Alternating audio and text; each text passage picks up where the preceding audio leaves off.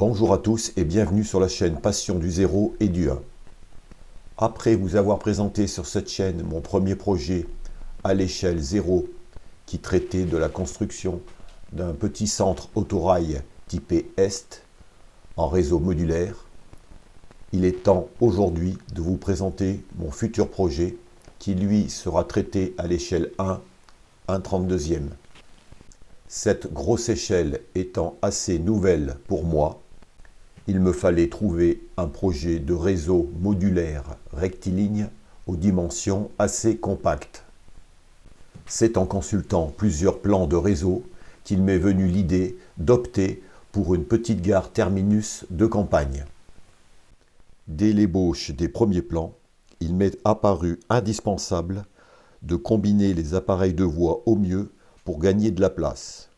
L'implantation d'un pont-secteur en bout de faisceau me faisait gagner la longueur d'une aiguille et de son indispensable tiroir de manœuvre, comme vous pouvez le voir sur les plans à l'écran. Dans un souci d'efficacité, j'ai opté pour des modules du commerce et j'ai choisi la gamme Easy Module de Maquettis Modélisme, des modules de 118 par 59 cm, c'est ceux qui avaient la plus grande profondeur, échelle 1 oblige. Donc j'ai fait une présentation de ce type de module sur ma chaîne que vous pouvez aller voir si vous ne l'avez encore pas vu. Le point fort de ce projet est la présence à une de ses extrémités d'un pont-secteur qui permettra de desservir 3 voies, comme vous pouvez le voir ici sur les photos d'une gare réelle. Voici la première ébauche de ce projet.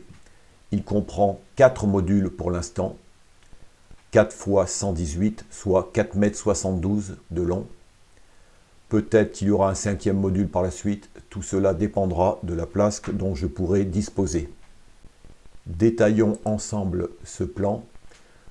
Le premier module à droite comprend le pont secteur qui desserve 3 voies. La voie la plus haute est une voie menant à une petite remise servant à stationner un locotracteur ou une petite machine avec une station de distribution de gasoil. Au centre, vous avez la voie principale et au premier plan, la voie d'évitement. Sur le second module se trouvera la gare. Donc je choisis une gare simple avec à la marchandise à coller pour qu'elle tienne le moins de place possible. Il y aura déjà la présence d'une aiguille qui permettra d'accéder à un quai-haut. Sur le troisième module, on a 2 aiguilles, les 2 aiguilles qui permettent d'accéder à la voie d'évitement.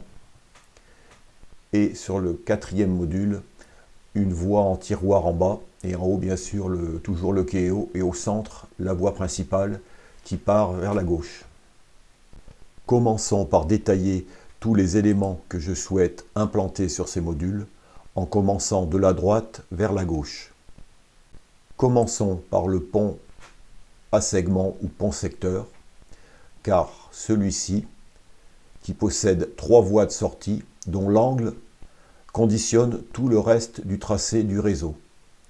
Alors, il me fallait un pont permettant donc d'accéder aux 3 voies, un pont d'une longueur assez longue pour pouvoir y mettre déjà soit une petite machine, soit une machine moyenne. Et je voulais un pont déjà monté et électrifié. Donc j'ai opté pour le pont à segment de la marque Fumo RS, dont je vous ai déjà présenté il y a quelque temps déjà une plaque tournante à l'échelle 0. Donc ce pont à segment sera équipé d'une commande électrique qui détecte automatiquement les positions médianes et finales de la plateforme, ce qui permet d'arrêter la plateforme facilement et toujours avec précision aux 3 sorties de voie. Et la longueur de cette plateforme sera de 420 mm. Donc 420 mm, soit 42 cm, ça permet déjà de mettre des machines assez moyennes, vous verrez. Seules les grosses machines type bébé ne pourront pas rentrer, mais ce n'est pas le but, puisque ça sera toujours le locotracteur ou la machine de manœuvre qui ira dessus et qui permettra après ensuite de manœuvrer les wagons. Donc ce pont à segment fera l'objet d'une vidéo à part entière. Ensuite, sur la voie située en fond de module, se trouvera une petite remise avec juste avant sa station de distribution de gasoil. pour stocker le locotracteur destiné aux manœuvres. Donc sachant qu'il reste à peu près la moitié du module, soit environ 60 cm, la remise et la station devront être assez rapprochées, comme vous avez pu le voir sur les plans précédemment. Concernant cette petite remise, après mes recherches, je pense opter pour un petit hangar à locomotive proposé par un artisan allemand appelé Lokführer Lukas, qui a son catalogue donc ce petit hangar pour locotracteur Koff.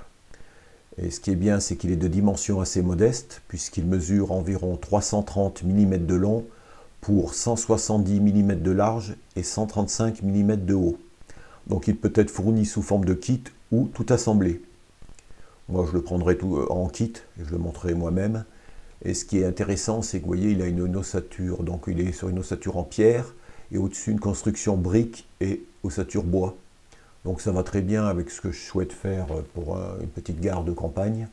Et en plus, sur le devant, il a deux grandes baies vitrées qui permettent de voir l'engin qui sera stationné. Et les portes sont mobiles. Bon, voilà, je pense que je vais opter pour ce petit hangar. Pour la station de distribution de gasoil, j'avais découvert il y a peu une petite station assez minimaliste de la marque Axomodel à l'échelle 0 que je vous ai présenté sur cette chaîne. J'ai donc demandé à Monsieur Pichon s'il y avait possibilité de décliner cette station à l'échelle 1,32. Il m'a dit que c'était possible. Donc j'attends qu'il puisse le faire et je prendrai cette petite station qui doit tenir le moins de place possible. Venons à la gare qui sera implantée sur le deuxième module. Alors ce sera le bâtiment le plus imposant de ce réseau, même s'il doit rester dans des dimensions les plus réduites possibles afin de tenir en profondeur. C'est pour cela que j'ai opté pour une gare simple avec halle à marchandises accolée, comme vous pouvez le voir sur les photos. Une petite gare à deux portes avec une halle à marchandises avec une seule porte et un petit quai haut suffit largement. Il y a quelque temps déjà, j'avais vu en exposition un réseau de Jean-Pierre Bou qui comportait une petite gare appelée Le Russet et qui était la gare que je souhaite réaliser, c'est-à-dire une gare avec le bâtiment à droite, là la marchandise à gauche, avec le quai haut en prolongement. Et donc cette ambiance de gare de campagne m'avait beaucoup plu. Ce type d'architecture de gare se retrouve sur de nombreux réseaux, comme vous pouvez le voir à l'écran.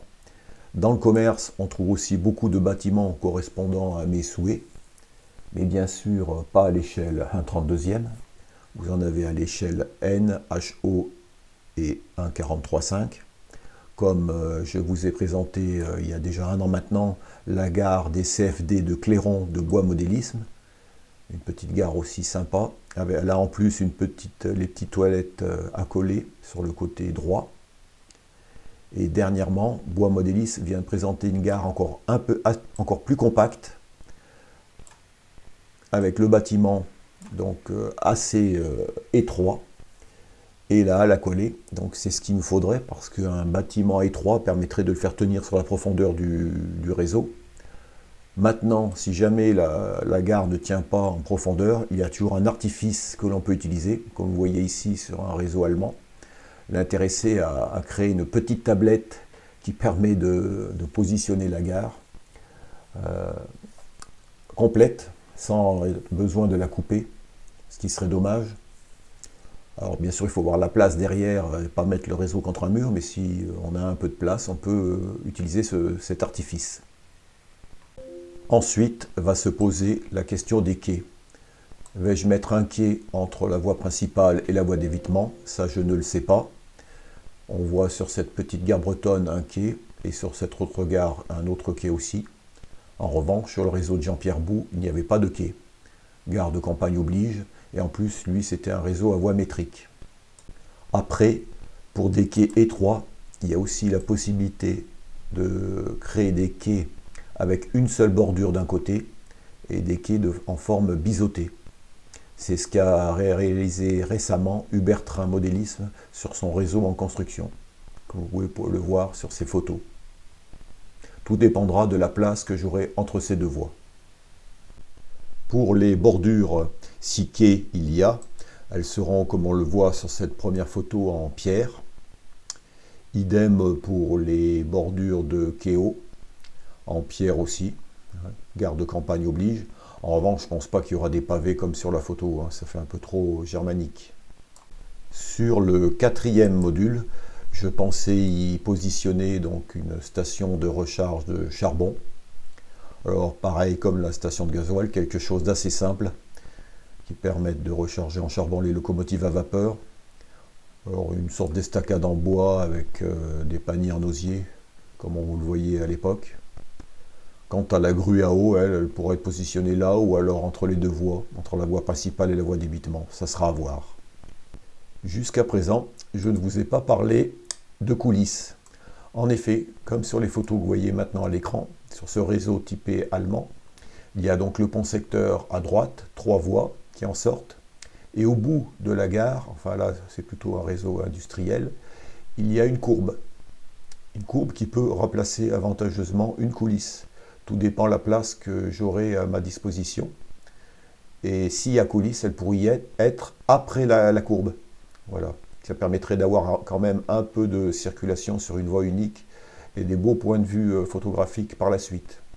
Avant de terminer cette vidéo en vous parlant de l'emplacement géographique retenu pour ce réseau, de la voie utilisée et du matériel roulant qui y circulera, eh bien, je voulais vous montrer un réseau que j'ai découvert après avoir fait mes premières esquisses de plan. Un réseau allemand, un réseau à l'échelle 0, qui est nommé Osterholz-Scharmbeck. Et ce réseau correspondait vraiment au plan de voie que je voulais réaliser. Donc ça a tout de suite fait tilt sur ce réseau germanique. De droite à gauche, eh bien, on a bien entendu le pont à segment qui dessert 3 voies. La voie du haut, on voit bien une remise, alors peut-être plus importante que celle que je veux réaliser, mais une remise de taille assez réduite quand même. Là, en l'occurrence, ils ont mis une drésine. Et là, ce qu'on voit sur ce réseau, c'est principalement du matériel Lenz, avec juste à la sortie du pont à segment, la petite station de distribution gasoil, vous voyez, assez simple, comme je veux le faire aussi. Sur le second module, on a la gare. Donc, eh ben, c'est aussi une gare avec à la marchandise accolée, même si elle est déjà un peu plus imposante. Il faut dire que l'intéressé à échelle 0 oblige à plus de profondeur. Donc là, la gare, elle tient en totalité sur la profondeur du réseau. Et lui a positionné un quai. Un quai, il me semble, avec une seule bordure, comme je vous le disais. Un quai assez peu long, puisqu'il tient juste un autorail et sa remorque. Et après, vous avez la voie en impasse.